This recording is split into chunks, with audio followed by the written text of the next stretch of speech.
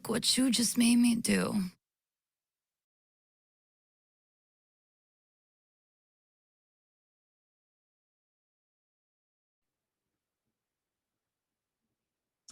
Hello, everyone. My name is Nina Burek, and I'm so excited to be here moderating this event hosted by Plan International USA's Youth Advisory Board about the importance of youth voice in abortion policy. So, before we dive in, I just want to start off by introducing myself a bit. I currently serve as the Youth Advisory Board Coordinator for Plan International USA. And this means that I serve as sort of a liaison between our Youth Advisory Board, or what we call the YAB, and the US Office of Plan International. In this role, I schedule collaborative meetings with staff members and youth representatives. I manage subcommittees and so much more. I first joined Plan International USA's Youth Advisory Board in 2021 because I wanted to help ensure that girls around the world received quality education and healthcare, as well as just the skills needed to decide what they want for their future. So I'm super interested in the law, government, social justice, voting rights, gender equity, and reproductive rights, hence why I am here today. I am also currently studying political science and American history at Stanford University. So that's just a bit about me. Before we get started with our panel, though, I have a few housekeeping rules. First off, please refrain from using the chat function to directly message any of our speakers. If you have any questions, you may submit them to the Q&A. Additionally, if you have not done so already, please select your preferred language by clicking the globe button on the right side of the taskbar. This event is available in English, Spanish, and American Sign Language. Just a heads up for all participants, today we will be discussing abortion and reproductive rights. We know that this can be a difficult and emotional topic for some people, so please feel free to step out at any point in accordance with your own needs. So, why are we here today? Well, around the world, abortion is an issue that young people really care about. In some countries, though, abortion rights are increasing, and in others, abortion rights are decreasing. In the US, for example, the Supreme Court recently struck down a woman's right to choose. But in Mexico, abortion rights were significantly expanded in June of 2022. While young people are extremely impacted by these policy decisions, they are by and large shut out of all legislative choices. Today, we hope to dig into some big questions so as to better understand how we can create space for youth voice and the fight for abortion access. For example, how do we advocate for abortion rights within legislative bodies that don't represent or reflect the opinions of young people? What does activism look like in the US and in Mexico, and how can we prevent setbacks to abortion rights in the future? We hope, through speaking to a panel of youth advocates on abortion policy from Elige Red and Advocates for Youth's Abortion Out Loud campaign, to begin answering many of the questions previously raised. Before hearing from our panel, we are going to engage you all in a polling exercise to sort of just gauge our current understandings and perspectives on the government and the state of abortion policy. So you'll now see there is a poll ahead of you. I'm going to give everyone about 3 minutes to go through and select your answers because there's a few questions to get through, and then we will come back together to share the results and discuss. So at 6:10 p.m. Eastern, we will return to look at the results.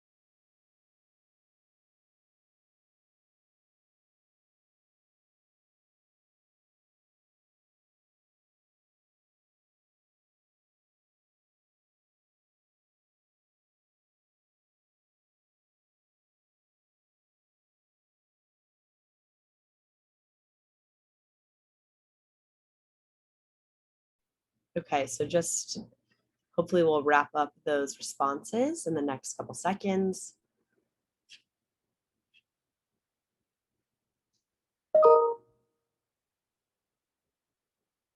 Okay, so here are our results.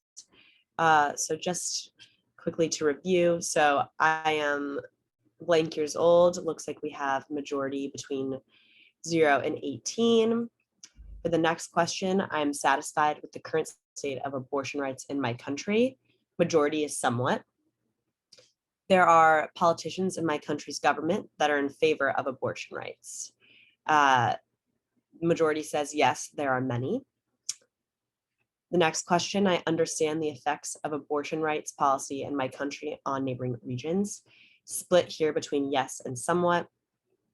Of people who have an abortion in the US each year, what percent of people are under the age of 25?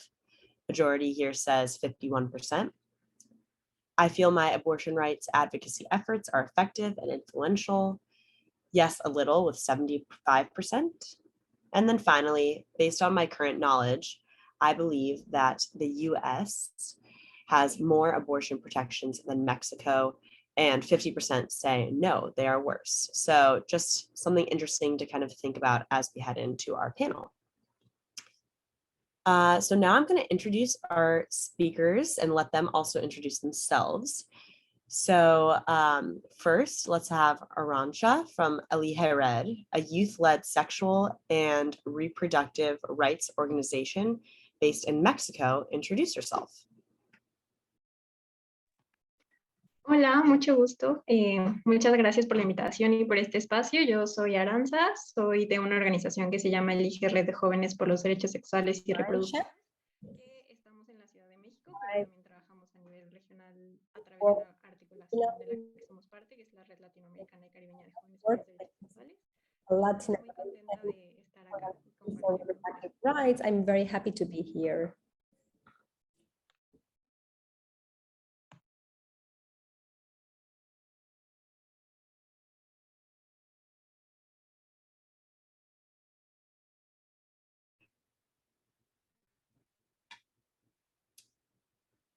Thank you. Next, we'll have Paige from Advocates for Youth's Abortion Out Loud campaign. Introduce yourself. Hi, everybody. My name is Paige. I am an organizer with Advocates for Youth Abortion Out Loud campaign. I also work as a sexual health ambassador at my American University. I'm very excited to be here today, and I'm very excited to talk to you all about the importance of youth activism when it comes to advocating for abortion rights. Awesome. Well, thank you both so much for giving us that introduction. We're just going to head straight into some of the questions we have prepared. Okay, so for both of you, but we're going to start with Arantxa. We are going to start with the question, do you believe that your government represents the voices of young people in regard to the right to have an abortion? Why or why not? Bueno, creo que esta es una pregunta que no se puede responder en sí o no de forma sencilla. Para empezar, porque más allá del tema del aborto, pues hay una deuda con la participación de las jóvenes en la toma de decisiones y específicamente en el tema del aborto. Making Ustedes saben, la figura del presidente de esta administración es muy protagónica y desde el gobierno federal se ha criminalizado la done in y this no hay interés en el tema del let's aborto. say Que se ha pronunciado desde el gobierno federal es, por ejemplo, que the only thing that we podrían heard someter una about consulta popular, o sea, preguntar a la gente si está de acuerdo en que was talking about the referendum de gestar tengamos derecho a as sobre women la whether autonomía they reproductiva, lo cual pues would no agree in representa para nada nuestras voces porque pues los derechos no se consultan, se garantizan. talking about the rights, but Del that gobierno all, federal me parece that's que not the las way instituciones ask pues, about son, our pues, own más rights. comprometidas con Then reconocer there are people that are not civil, committed. pero también muchas veces el tema del aborto se utiliza como moneda de cambio. Y aunque Very sin duda often en las administraciones donde más hemos in tenido this avances, también es administration we importante have had many reconocer que estos avances no se han dado por iniciativa propia del gobierno. It's important to know that it's not that this government itself has had the initiative, but it was done because of social pressure. Afortunadamente hay algunas alianzas So I think that fortunately there are some people that are taking decisions that have been interested. They have gotten informed and have allowed activists to have information and to spread information and knowledge within Congress.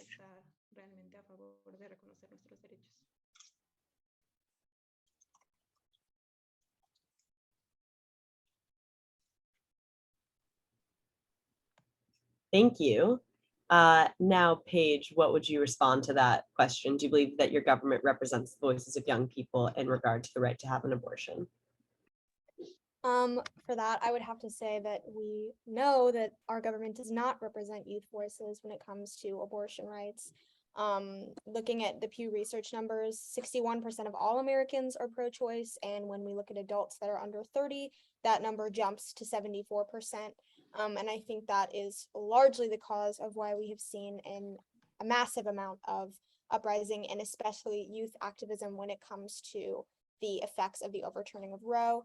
I can say I work with a sexual health advocacy group at my university, and even though it was over this summer, when Roe was overturned, we were flooded with questions and panic from students at our university. And so I think it was a very scary thing for a lot of people. And in my experience, most of the youth that I surround myself with were absolutely shocked and very much so felt that their government did not represent them when they made that decision. Thank you both for that. This next question will have Paige start us off.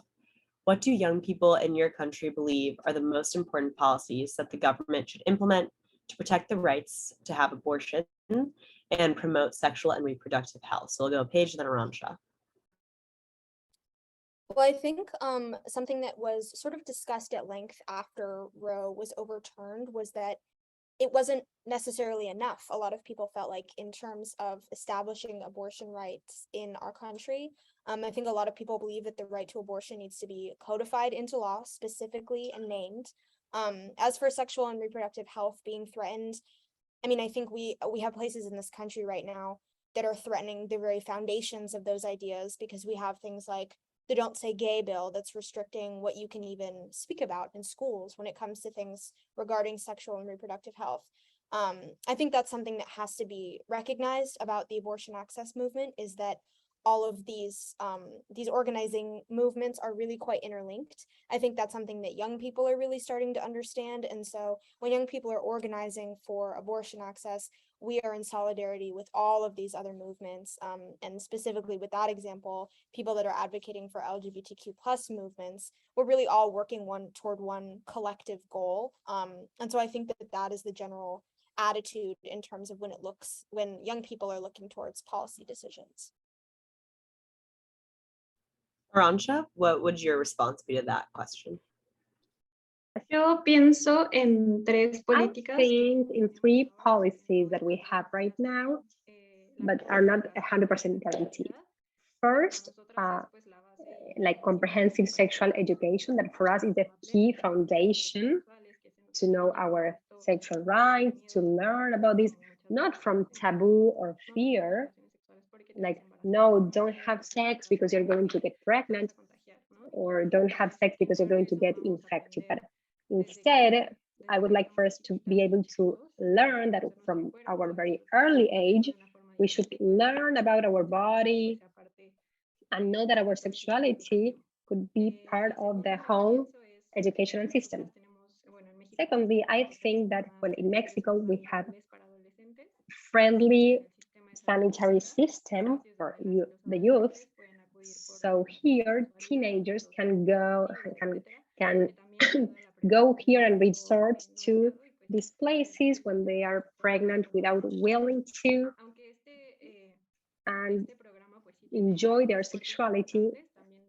And then, although this has progressed, we cannot say that there is no stigma or discrimination. In theory, this assistance can be like teenagers can go without parents or tutors, but sometimes this is not really complied with, or the whole information is not really there, and it's not necessarily the way it should be. And lastly, in the states where abortion is already illegal, has been depenalized, of course, this is great progress, but still there are many challenges in the access to this right.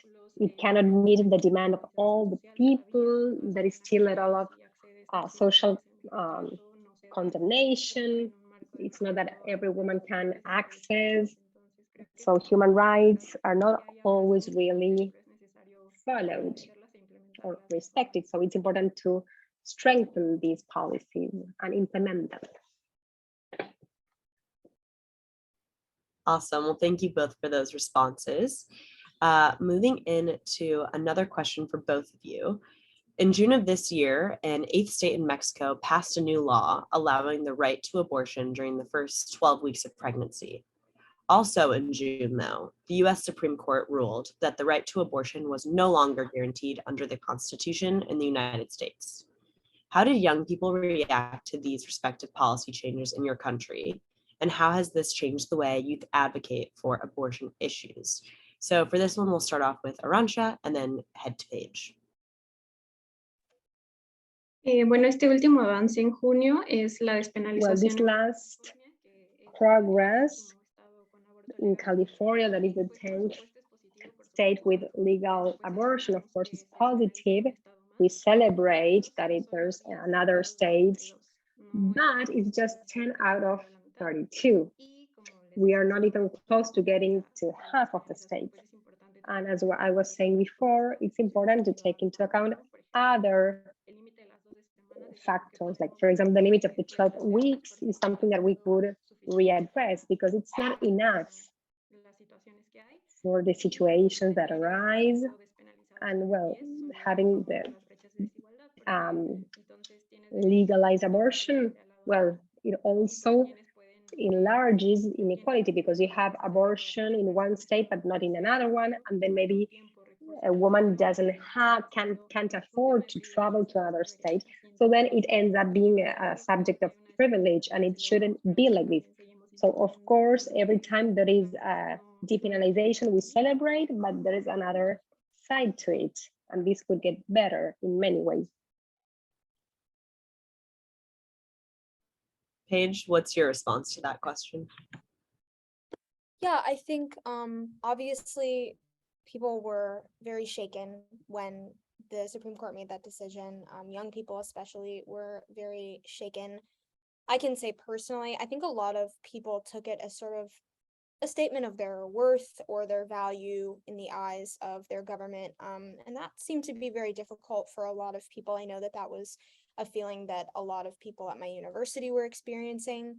But then as the days went on, it almost seemed as though older generations were more sort of like really at a loss in terms of how to cope. And it kind of felt as though young people had been not preparing for this, but like steeling themselves that this might be a possibility, especially starting when we first saw changes to the Supreme Court a few years ago. And so I think that that is something that jumped out to me because it felt as though young people were perhaps not more ready, but kind of chomping at the bit to do something about it after the repeal. In terms of changing the ways that we advocate, that youth advocate for abortion issues, logistically, everything is 1,000 times harder. Suddenly people are having to worry about being sued for aiding and abetting what is now seen as a crime in a lot of places. And that especially expands when we look at things like online activism, right? What you're allowed to do, what advice you're allowed to give, things like that. So logistically, it's much more difficult. But in terms of the spirit of youth advocacy, that is never going to die. In terms of how hard we are fighting, that's never going to change. If anything, especially at Advocates for Youth and within Abortion Out Loud, I just came from a conference with them. We are fighting even harder for all of the people who lost so much when Roe was overturned. I think that the spirit of youth advocacy is very much alive and well, and it is really using this as sort of as much motivation as it can be, right? So obviously very disheartening, very difficult, and a lot of people took some time to grieve, but I think young people are really ready to to use this as sort of motivation to keep going and keep advocating for these very, very necessary policy changes. Thank you. And just sort of piggybacking off of Paige's point, Arantxa, did youth in Mexico play a role in advocating for this new law? And is this policy as good as it seems, or does it leave gaps? Pues como les decía hace un momento, es Well, positivo. as I was saying before, it's positive for this to be depenalized.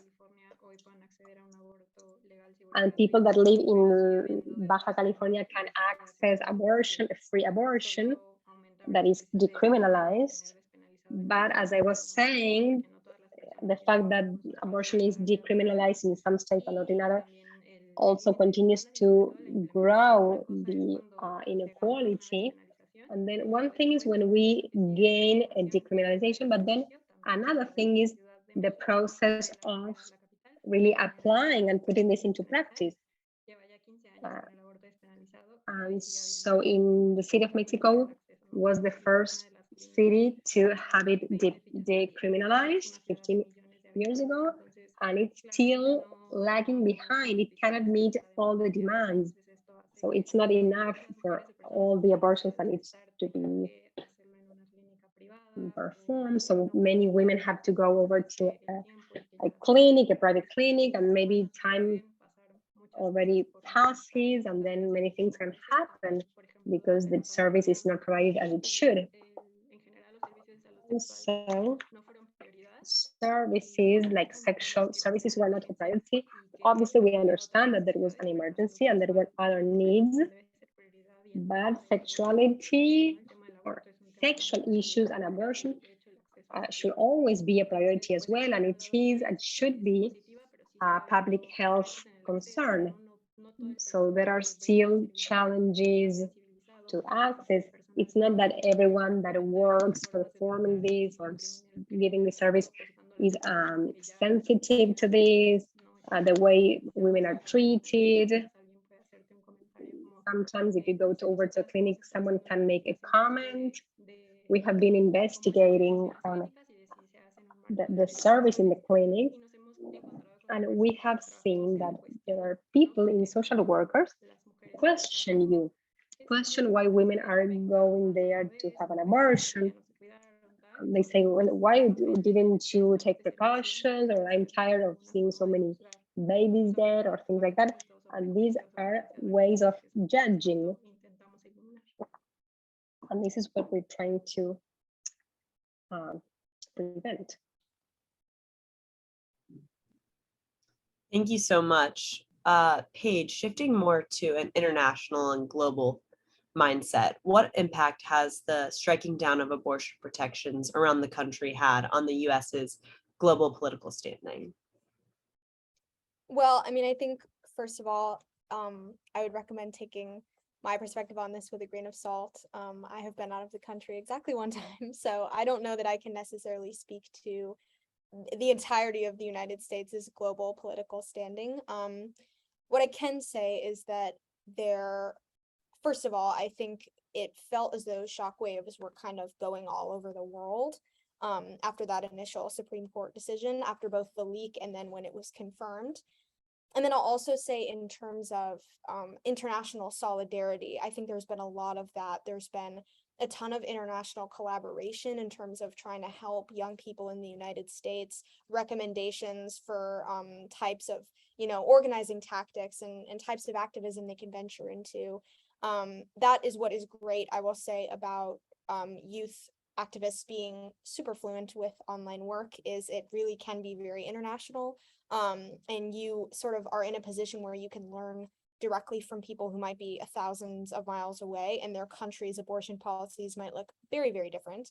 I think in terms of global political standing, it seemed to be sort of universally recognized in a lot of places as this sort of shocking regression, I would say. And I think there were a lot of countries whose political leaders were quick to condemn the decision, especially for a country like the United States, where, I think a lot of our politicians would be quick to cite us as, you know, leaders in a lot of ways. And so for a country that prides itself on that, on this this sort of industry and this like we are the first, we are the best type of mentality, for it to be taking what felt like such a monumental step back, I think that was really shocking to a lot of people, and understandably so, sort of all around the world.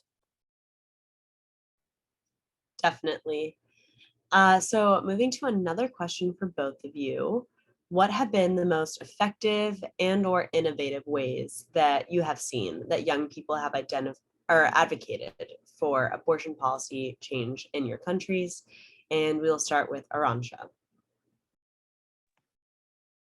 Yo creo que actualmente es el I movimiento. believe that today the Marea Verde is the key, the most crucial one, originated in Argentina. Argentina has a very important historical activist way with Abuelas de Plaza de Mayo, with more generations, and this movement has gotten stronger and has become like it has grown in Latin America. We have seen this in Mexico, and the US is now going backwards. But for us, it's important to see that, as Paige was saying, that we are not going to let them get this right away from us just like that. We live in a world in which the pro-choice movement is really strong, is determined. The 28th of September was just now, and for me, it's very nice to go on the bus and to see like young girls or teenagers and see their green handkerchiefs, and to think, well, I'm young, but not so young anymore. And before, abortion was kind of taboo. It wasn't so debated like today, like so present and widespread as it is today. So for me, this social pressure, what feminists do, like accompanying groups and those that work in congresses. Just yesterday, we had another victory in the Supreme Court because this anti-rights law was not passed because there was a group lobbying for this. So for me, the youth organization and the Marea Verde, the Green Tide or Green Wave movement is very important as a way of organizing the youth. Paige, I'll pass it over to you for your response. Yeah, I have a great example for this actually, within sort of the Abortion Out Loud family. So there is a big reproductive justice, collective that has been organizing at Columbia University for a really long time.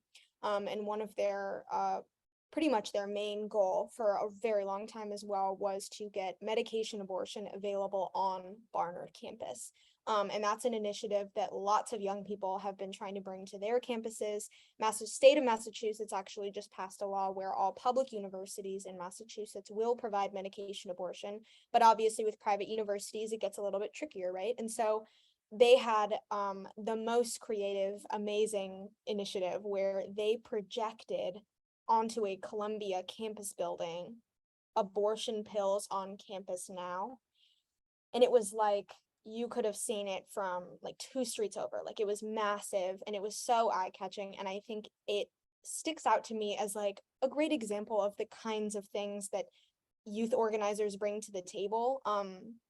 Because I think there is so much room for creativity and ways to spread the message that we haven't even thought of. And I remember, I mean, I'm in Massachusetts right now. I am miles and miles away from Columbia University, but I found out when that happened.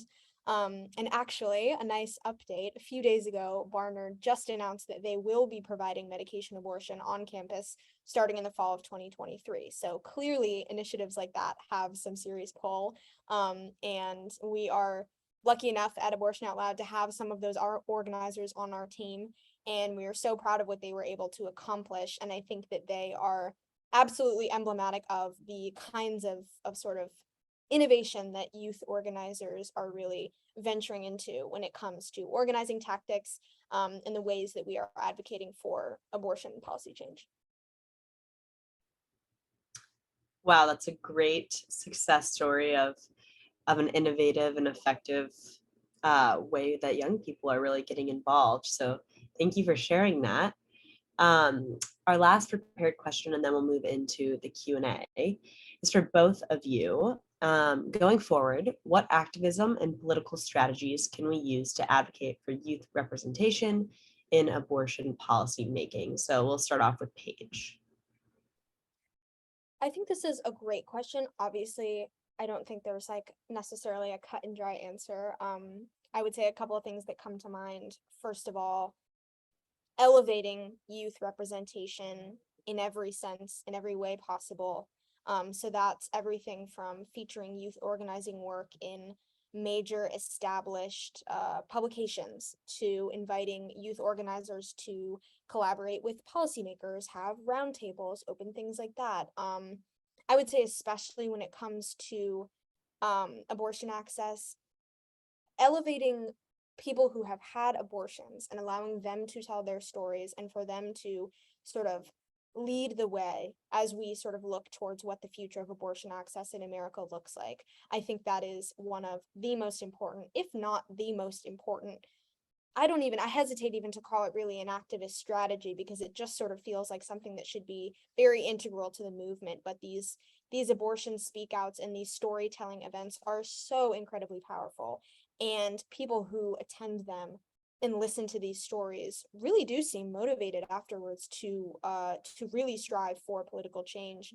And then I think letting young people lead wherever possible and adopting sort of the very creative and very innovative strategies that we are seeing pioneered right now. I think that it's easier to invite people into the room who are already doing this work and allowing them to do it on sort of a bigger stage, rather than I think trying to transfer that somewhat inorganically onto people who that's not their bread and butter, right? So if we're talking about people that are in policymaking, maybe they've never thought about projecting a giant message onto a campus building before. And that's why you need those youth organizers in the space, because they are the ones that have those ideas and they are the ones that can really collaborate with people that are in those kinds of rooms and really get things done. Then Aransha, over to you for what activism and political strategies Aransha? to advocate for youth representation in abortion policy making. Para nosotras y lo que trabajamos For us, what we work on with Elige, my organization where I work, social decriminalization is very important, not just to work with abortion in legal framework and Congress, but with the social part, and this goes hand in hand. For us, these efforts are very important because we have the whole scientific evidence, the human rights evidence in favor of abortion. There is not a single argument that the pro-life argues that is real. They are all based on a macho way of thinking, on religious thinking, and or myths that they have to about maternity, what maternity should look like. And for us to end with that kind of discourse should end, and this should really help. We think that this can really help to advance, because we see that what is already there in the legal framework is not enough. Procedures for abortion can be very simple with the medicine. The body reacts in the same way as with spontaneous abortion. So all of these things that we see in protests, like anti rights protests, all of these things that we see, like what is going to happen to you mentally and physically, it's important to really make an effort to eliminate those myths and to fill that space that is filled with fake information, with false information, to fill it with the fact that abortion is a safe procedure without negative effects. For us, that is key.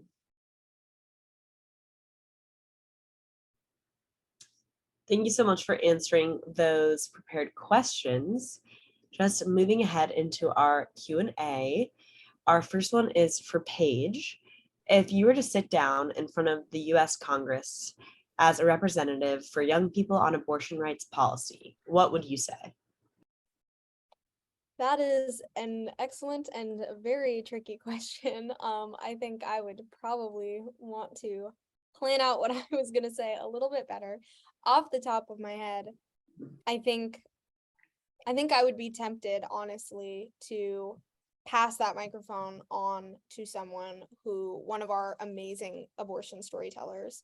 And I know that I sort of already mentioned that in the previous question, but I really can't emphasize enough how important I think it is to let people who have had this experience lead the way. And so I think it's difficult for me to imagine what could be more impactful if I was given that opportunity than handing that over to someone who could speak to their experience and really make a heart-to-heart type of plea. And obviously, heart-to-hearts are not always as effective as we wish they would be, right? Our representatives aren't always going to empathize with people in the way that I think a lot of us wish they would. But I do think in terms of young people being a testament to the way abortions can save lives, the way abortions can save futures, the way abortion access itself, even if you're in a state where it's legal, funding abortion clinics, making sure there are abortion funds in each of your states, things like that, access points like that. I don't know. I think that would be my move right now, would be to give that microphone to someone who could speak to their experience and really encourage every representative I had in front of me to sit and to listen and learn. Thank you. Our next question is for Arantxa. How do you think that these policy changes in Mexico will impact other countries in Latin America? Pues me gustaría que mi respuesta fuera que de I would like my answer to be, well, in a positive way, and for advances here to drive change in other countries. But what we have seen in history, for example, after the decriminalization in the city of Mexico, is that policies have become in Central America more regressive. That is a part that decriminalization has, the criminalization is stronger, and it's really criminalized in very serious cases such as rape. So what may happen is that leaders could get scared and really want to come up with policies that want to protect what they fear could be taken away from them. But what I would like for all the countries to be able to promote and to protect women's reproductive and sexual rights. And I was thinking about what Paige was saying about experiences. I think that this can really put on the spotlight women that should really be the ones to have an opinion, and it's important to listen to them. And because today people that take decisions are those that they will never be in that place,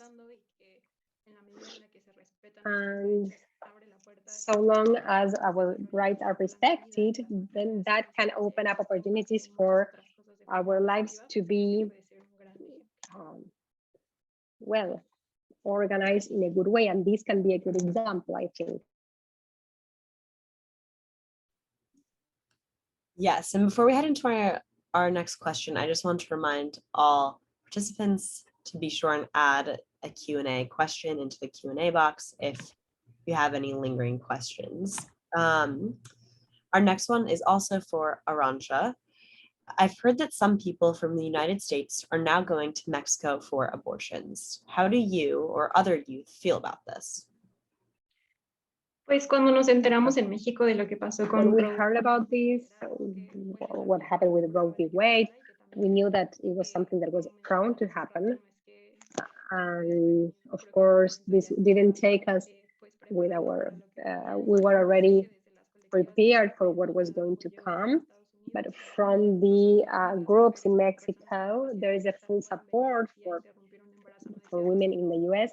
but not only for them to be able to come here and to interrupt a pregnancy that they don't desire, but there is something else that is the joining and accompaniment and support groups. And thanks to this, they can follow a safe abortion procedure. They can do it at home following the WHO. And it's not that this is about no longer asking and asking the state to be in charge of this, but it's important to know that women ourselves are organizing to try and get the medicine that is necessary, for example. So in Mexico, there's a full support to our neighboring country and to continue in our fight for those rights.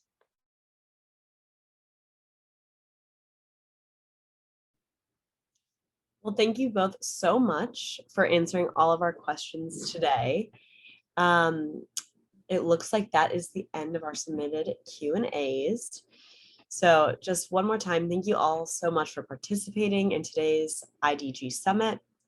We sincerely hope that everyone walks away from this session with a greater understanding of the state of abortion policy in various countries, the importance of representing youth voices in abortion policy, what abortion rights activism looks like around the world, and just generally how we can empower youth voices to prevent future or further setbacks to reproductive health rights. So thank you again for taking the time to come and listen to youth voices, and we hope everyone will attempt to create and take up space for youth perspectives in this field. Thank you so much.